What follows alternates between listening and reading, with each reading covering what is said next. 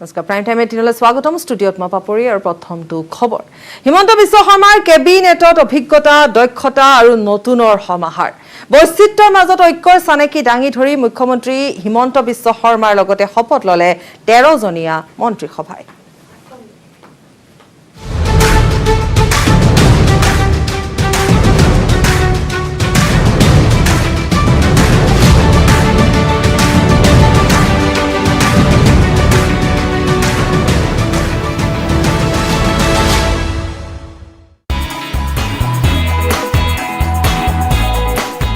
হিমন্ত বিশ্ব শৰ্মাৰ কেবিনেটত অভিজ্ঞতা দক্ষতা আৰু নতুনৰ সমাহাৰ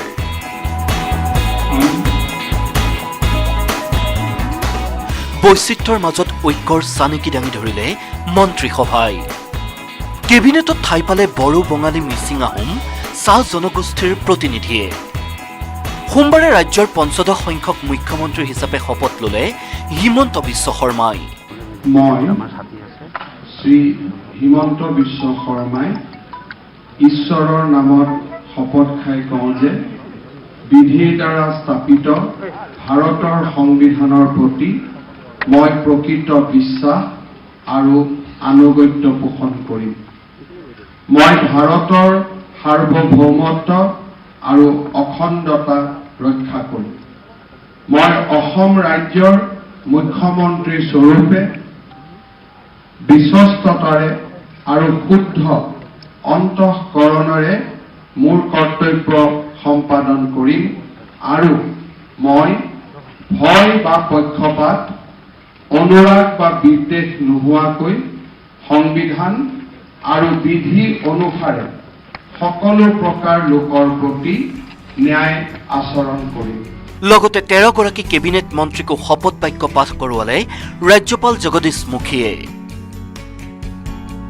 হিমন্ত বিশ্ব শৰ্মাৰ কেবিনেটত ঠাই পালে চন্দ্ৰমোহন পাটোৱাৰী ৰঞ্জিত কুমাৰ দাস অজন্তা নেওগ আৰু পৰিমল শুক্লবৈদ্যৰ দৰে অভিজ্ঞ ৰাজনীতিকে একমাত্ৰ মহিলা মন্ত্ৰীৰূপে কেবিনেটত সোমাল গোলাঘাটৰ বিধায়িকা অজন্তা নেওগ স্থান পালে পীযুষ হাজৰিকাৰ দৰে উদ্যমী নেতাই ডঃ ৰণোজ পেগু উৰ্খাও গৌৰা ব্ৰহ্মৰ দৰে প্ৰতিভাৱান নেতাৰো নাম অন্তৰ্ভুক্ত হ'ল মন্ত্ৰীসভাত হিমন্ত বিশ্বৰ কেবিনেটত অসম গণ পৰিষদৰ দুগৰাকী নেতা অতুল বৰা আৰু কেশৱ মহন্ত চাহ জনগোষ্ঠীৰ প্ৰতিনিধি হিচাপে শপত ললে তিনিচুকীয়াৰ বিধায়ক সঞ্জয় কিষাণে সৰ্বানন্দ সোণোৱাল মন্ত্ৰীসভাৰ সদস্য যোগেন মোহনেও পুনৰবাৰ স্থান পালে মন্ত্ৰীসভাত ৰঞ্জিত কুমাৰ দাস ডঃ ৰণোজ পেগু উৰ্খাও গৌৰা ব্ৰহ্মৰ লগতে প্ৰথমবাৰৰ বাবে মন্ত্ৰীসভাত স্থান পালে অশোক সিংঘল আৰু বিমল বৰাই মন্ত্ৰীসভাৰ বয়োজ্যেষ্ঠ সদস্য হৈছে চন্দ্ৰমোহন পাটোৱাৰী চন্দ্ৰমোহন পাটোৱাৰী ঈশ্বৰৰ নামত শপত খাই কওঁ যে বিধিৰ দ্বাৰা স্থাপিত ভাৰতৰ সংবিধানৰ প্ৰতি মই প্ৰকৃত বিশ্বাস আৰু আনুগত্য পোষণ কৰিম 65 বছৰীয়া চন্দ্ৰমোহন পাটোৱাৰীৰ পাছতে দ্বিতীয়গৰাকী বয়োজ্যেষ্ঠ মন্ত্ৰী হৈছে 61 বছৰীয়া পৰিমল শুক্লবৈদ্য 1985 চনত ধৰ্মপুৰ সমষ্টিৰ পৰা চন্দ্ৰমোহন পাটোৱাৰী বিধায়ক নিৰ্বাচিত হোৱাৰ সময়ত একাদশ শ্ৰেণীৰ ছাত্ৰ আছিল হিমন্ত বিশ্ব শৰ্মা সোমবাৰৰ ঐতিহাসিক ক্ষণত ৰাজ্যৰ 15 সংখ্যক মুখ্যমন্ত্ৰী হিচাপে শপত ললে সেইগৰাকী হিমন্ত বিশ্ব শৰ্মাই bureau report news 18 Assam north east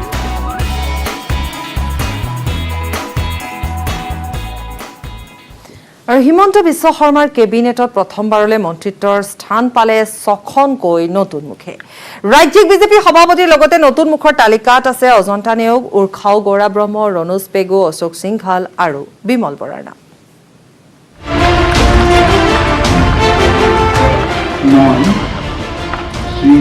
Himanta Biswa শৰ্মাই ঈশ্বৰৰ নামত শপত খাই কওঁ যে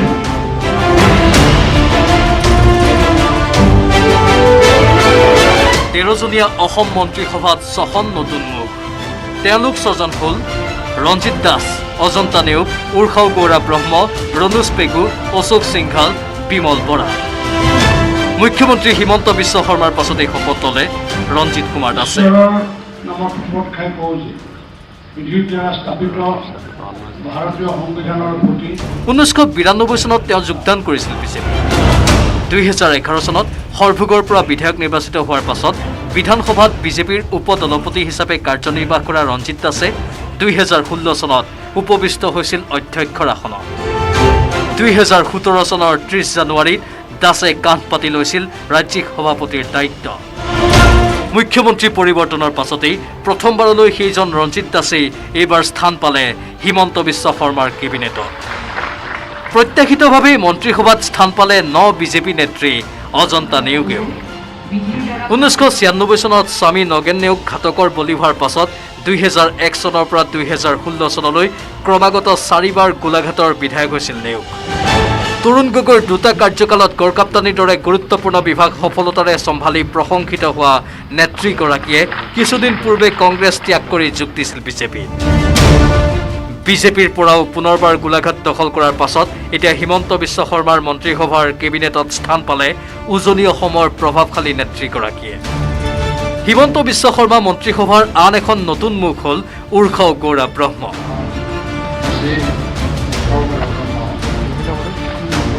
2002 পৰা 2008 চনলৈকে ৰাজ্যসভাৰ সাংসদ হিচাপে উচ্চ প্ৰশংসিত হোৱা ইউজি ব্ৰহ্মই শেহতীয়াকৈ যোগ দিছিল নৱগঠিত UPPL-ত। ৰাজনীতিৰ লগতে সাহিত্য চৰ্চাৰে সাহিত্য অকাডেমী বঁটা প্ৰাপক ইউজি ব্ৰহ্ম চাপাগুৰিৰ পৰা জয়ী হৈ অহাৰ পাছতেই অন্তৰ্ভুক্ত হ'ল মন্ত্ৰীসভা। দুদিন পূৰ্বে পিতৃ বিয়োগ হোৱা ধেমাজিৰ বিধায়ক ৰণোজ পেগুৱেও স্থান পালে কেবিনেটত। 1987 চনত গুৱাহাটী চিকিৎসা মহাবিদ্যালয়ৰ পৰা MBBS পাঠ্যক্ৰম সম্পূৰ্ণ কৰা ৰণোজ পেগু 2019 চনত প্ৰথমবাৰলৈ ধেমাজিৰ পৰা নিৰ্বাচিত হৈছিল বিধানসভালৈ।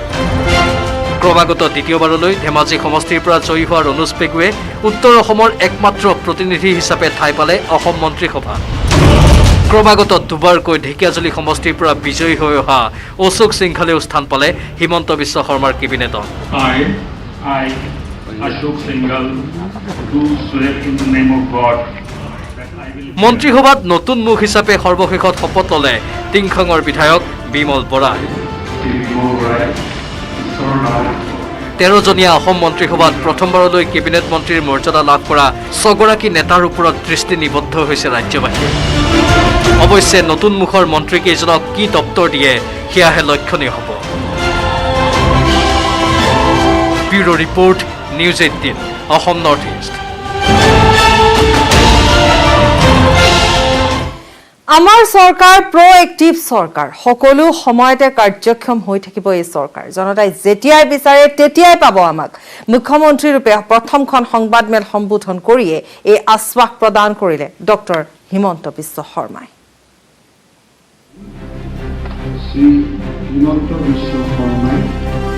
মুখ্যমন্ত্ৰীৰূপে ডক্টৰ হিমন্ত বিশ্ব শৰ্মাৰ প্ৰথমখন সংবাদমেল।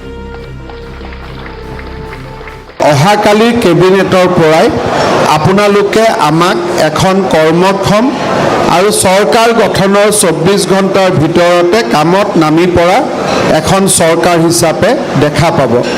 প্ৰত্যাহ্বান যিমানেই নাথাকক কিয়, প্ৰত্যাহ্বানে মানুহৰ মনত কাম কৰাৰ হেঁপাহো আনি দিয়ে। কোভিড নিয়ন্ত্ৰণেই হ'ব নতুন চৰকাৰৰ প্ৰথম কাম। মঙলবাৰে শৰ্মা মন্ত্ৰীসভাৰ প্ৰথমখন কেবিনেট বৈঠক। কোভিড আৰু বানমুক্ত অসম গঢ়াৰ অংগীকাৰ নতুন মুখ্যমন্ত্ৰীৰ।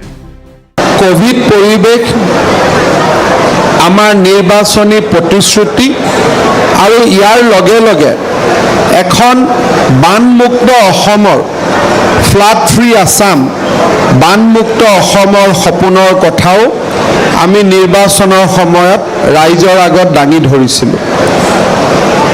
এই গোটেই দিশবিলাক আমি অহা কালিৰে পৰা আলোচনা কৰি নিৰ্ধাৰিত সময় সীমা সন্মুখত ৰাখি আমি আমাৰ কামত আগবাঢ়ি যাম। যৌন নিৰ্যাতনৰ ঘটনা ৰোধৰ ক্ষেত্ৰত কিদৰে কাম কৰিব ডক্টৰ হিমন্ত বিশ্ব শৰ্মা নেতৃত্বাধীন বিজেপি চৰকাৰখনে? আমাৰ আই মাতৃসকল, ভাই ভণ্টি, বাইদেউ সকলোৱে এই অসমখনত সুৰক্ষিত অনুভৱ কৰিব লাগিব। এই ধৰণৰ প্ৰতিটো ঘটনাৰ লগত জড়িত অপৰাধীক শাস্তি প্ৰদান কৰা আমাৰ চৰকাৰৰ প্ৰাথমিক কৰ্তব্য হ'ব। মুখ্যমন্ত্ৰীৰ দায়িত্ব লোৱাৰ প্ৰথম দিনাই পৰেশ বৰুৱালৈ ডক্টৰ হিমন্ত বিশ্ব শৰ্মাৰ আহ্বান। আলোচনাৰ মেজলৈ আহক পৰেশ বৰুৱা। সংযুক্ত মুক্তি বাহিনী অসমৰ নেতা বা এই সংগঠনৰ নেতৃত্ব লোৱা পৰেশ বৰুৱা ডাঙৰীয়াকো মই অনুৰোধ কৰিম যে সশস্ত্ৰ সংগ্ৰামৰ পথ পৰিত্যাগ কৰি আমি অসমৰ জাতীয় জীৱনলৈ স্থায়ী শান্তি উভতাই অনাৰ বাবে সকলোৱে মিলি আলোচনাৰ মাজেৰে আমি সমস্যাসমূহ সমাধানৰ পথ প্ৰশস্ত কৰিব লাগিব। নিৰ্বাচনী প্ৰতিশ্ৰুতি ৰক্ষাৰ বাবেও ল'ব বিশেষ উদ্যোগ। অসমৰ জনসাধাৰণৰ সন্মুখত প্ৰতিশ্ৰুতি আৰু সপোন যাক বাস্তৱত ৰূপায়িত কৰিব পাৰি তেনেকুৱা বিভিন্ন কথা ৰাইজৰ সন্মুখলৈ আমি নিৰ্বাচনৰ সময়ত লৈ গৈছিলোঁ। 1 লাখ নিবনুৱা যুৱক যুৱতীক কৰ্মসংস্থাপন, অৰুণোদয় আঁচনিক এক নতুন মাত্ৰা প্ৰদান, মাইক্ৰ' ফাইনেন্সৰ ঋণৰ দুৰ্ব্যৱহাৰ আৰু ঋণৰ পৰা মুক্ত কৰাকে আদি কৰি কেইবাটাও প্ৰতিশ্ৰুতি আমি অসমৰ জনসাধাৰণৰ মাজত দাঙি ধৰিছিলোঁ। নিৰ্ধাৰিত সময়ৰ মাজত যাতে এই প্ৰতিশ্ৰুতিবোৰ আমি পালন কৰিব পাৰোঁ তাৰ বাবেও আমি নিশ্চিতভাৱে ব্যৱস্থা ল'ম। NRCৰ ক্ষেত্ৰতো বিশেষ ব্যৱস্থা লোৱাৰ আশ্বাস দিলে মুখ্যমন্ত্ৰী ডক্টৰ হিমন্ত বিশ্ব শৰ্মাই। সীমান্ত অঞ্চলত NRCৰ 20% পুনৰীক্ষণৰ পোষকতা, আন জিলাত 10% পুনৰীক্ষণৰ পোষকতা ডক্টৰ শৰ্মাৰ। মুখ্যমন্ত্ৰীৰূপে প্ৰথমখন সংবাদমেল সম্বোধন কৰিয়েই ডক্টৰ হিমন্ত বিশ্ব শৰ্মাই ক'লে আলাপ আলোচনাৰ মাজেৰে সমাধান কৰা হ'ব জনজাতিকৰণৰ সমস্যা। জনজাতীয়কৰণৰ বিষয়টো বৰ্তমানৰ জনজাতীয় লোকসকলৰ অধিকাৰক আৰু আৱেগক খৰ্ব নকৰাকৈ আলাপ আলোচনাৰ পৰিৱেশৰ মাজেৰে আমি জনজাতীয়কৰণৰ সমস্যাও সমাধান কৰিম। ইয়াৰ উপৰি অসমক দেশৰ শ্ৰেষ্ঠ 5খন ৰাজ্যৰ ভিতৰত এখন কৰাৰ লক্ষ্যৰেও কাম কৰি যাব ডক্টৰ হিমন্ত বিশ্ব শৰ্মা নেতৃত্বাধীন বিজেপি চৰকাৰখনে। সংবাদমেলত নতুন মুখ্যমন্ত্ৰীৰ কাষতে দেখা গ'ল কেইবাজনো নৱনিযুক্ত মন্ত্ৰীক। Bureau report, Assam north east. News মানে কেৱল নিউজ 18, প্ৰাইম টাইম নিউজ মানেও কেৱল নিউজ 18, সত্যনিষ্ঠ খবৰৰ সম্ভাৰেৰে প্ৰাইম টাইম 18 প্ৰতিদিনে সন্ধিয়া 5 বাজি। ওদেইজ কণ্টেক্ট বিৰতিৰ পাছত আৰু এই মুহূৰ্তৰ ব্ৰেকিং নিউজ। কেশৱ ধামত মুখ্যমন্ত্ৰী হিমন্ত বিশ্ব শৰ্মা RSSৰ সৈতে মত বিনিময় কৰিছে নতুন মুখ্যমন্ত্ৰীগৰাকীয়ে। RSSৰ কেইবাগৰাকীও শীৰ্ষ নেতাৰে মত বিনিময়। বিমানবন্দৰত JP নাড্ডা সহ কেইবাগৰাকীও ৰাষ্ট্ৰীয় নেতাক বিদায় দি পোনে পোনে কেশৱ ধামলৈ আহিল মুখ্যমন্ত্ৰী ডক্টৰ হিমন্ত বিশ্ব শৰ্মা। কেশৱ ধামৰ পাছত GMCHত উপস্থিত হয় মুখ্যমন্ত্ৰীগৰাকী। আৰু আজিৰ দিনটোতে যথেষ্ট তৎপৰ দেখিবলৈ পোৱা গৈছে নতুন মুখ্যমন্ত্ৰী হিমন্ত বিশ্ব শৰ্মাক। কেশৱ ধামত উপস্থিত হৈছে মুখ্যমন্ত্ৰীগৰাকী। RSSৰ সৈতে মত বিনিময় কৰিছে নতুন মুখ্যমন্ত্ৰীগৰাকীয়ে। RSSৰ কেইবাগৰাকীও শীৰ্ষ নেতাৰে মত বিনিময়। বিমানবন্দৰত JP নাড্ডা সহ কেইবাগৰাকীও ৰাষ্ট্ৰীয় নেতাক বিদায় দি পোনে পোনে কেশৱ ধামলৈ আহিল মুখ্যমন্ত্ৰী ডক্টৰ হিমন্ত বিশ্ব শৰ্মা। আৰু কেশৱ ধামৰ পিছত GMCHত উপস্থিত হৈছেগৈ নতুন মুখ্যমন্ত্ৰীগৰাকী।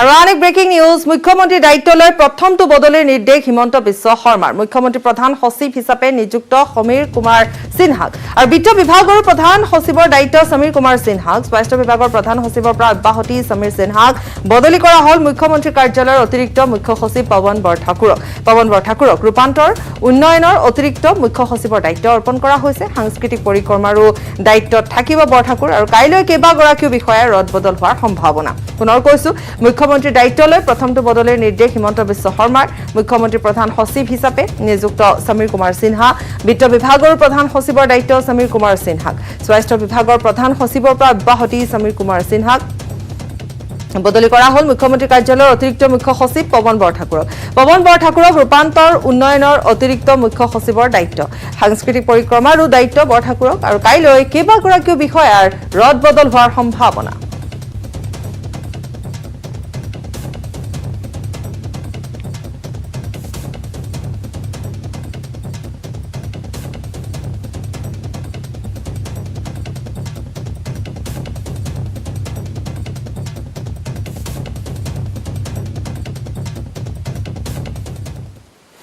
আৰু আন এক ব্ৰেকিং নিউজ উচ্চতৰ মাধ্যমিকৰ পৰীক্ষা বাতিল কৰা হৈছে এইচএছৰ প্ৰথম বৰ্ষৰ পৰীক্ষা বাতিল কৰা হৈছে কোভিড মহামাৰীৰ বাবে মাধ্যমিক শিক্ষা সংসদৰ এই ঘোষণা পৰীক্ষা অবিহনে প্ৰথম বৰ্ষৰ শিক্ষাৰ্থীক দ্বিতীয় বৰ্ষলৈ উন্নীত কৰা হ'ব প্ৰপত্ৰ পূৰণ কৰা সকলো শিক্ষাৰ্থীক দ্বিতীয় বৰ্ষলৈ উন্নীত কৰা হৈছে আৰু কোভিডৰ বাবে পূৰ্বে স্থগিত ৰখা হৈছিল পৰীক্ষা 2020 বৰ্ষতো বাতিল কৰা হৈছিল পৰীক্ষা পুনৰ কৈছো উচ্চতৰ মাধ্যমিকৰ পৰীক্ষা বাতিল কৰা হৈছে আৰু প্ৰথম বৰ্ষৰ পৰীক্ষা বাতিল কৰা হৈছে কোভিড মহামাৰীৰ বাবে মাধ্যমিক শিক্ষা সংসদে এই সিদ্ধান্ত গ্ৰহণ কৰি ইতিমধ্যে ঘোষণা কৰিছে আৰু পৰীক্ষা অবিহনে প্ৰথম বৰ্ষৰ শিক্ষাৰ্থীক দ্বিতীয় বৰ্ষলৈ উন্নীত কৰা হৈছে প্ৰপত্ৰ পূৰণ কৰা সকলো শিক্ষাৰ্থীক দ্বিতীয় বৰ্ষলৈ উন্নীত কৰা হৈছে কোভিডৰ বাবে পূৰ্বে স্থগিত ৰখা হৈছিল পৰীক্ষা 2020 বৰ্ষতো বাতিল কৰা হৈছিল পৰীক্ষা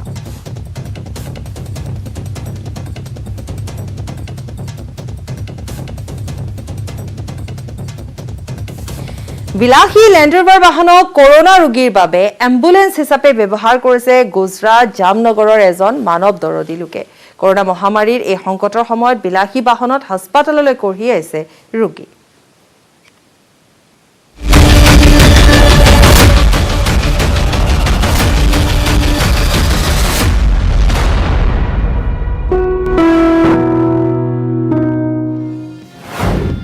এম্বুলেন্স নাই আগবঢ়াইছে নিজৰ গাড়ী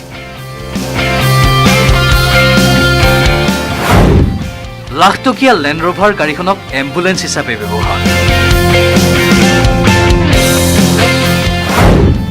জীৱন ৰক্ষাৰ বাবে কৰিছে আমোদ প্ৰমোদ সকলো ত্যাগ कोरोना के इस कहर में पूरे जामनगर में अस्पताल और जो खानगी जो क्लिनिक है वो भी भरे हुए हैं मरीजों से उभरे हुए हैं और 108 और एम्बुलेंस भी नहीं मिल रहे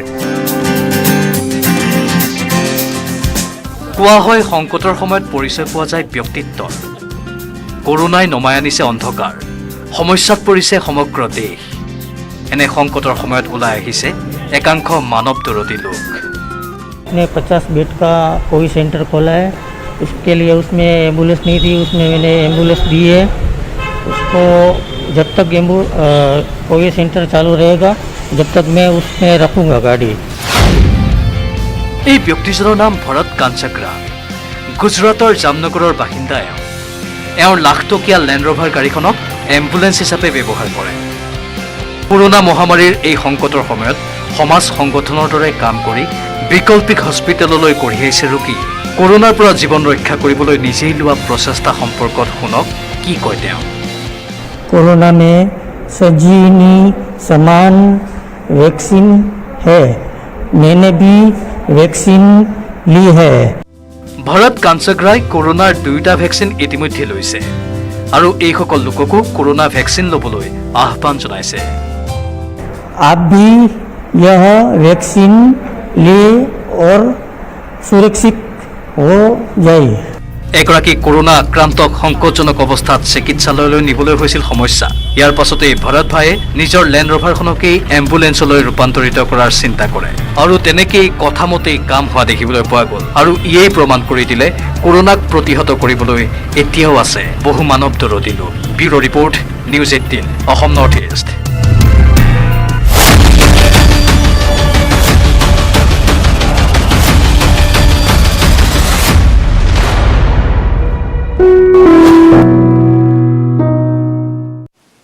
খবৰ আৰু আছে সময় বিৰতি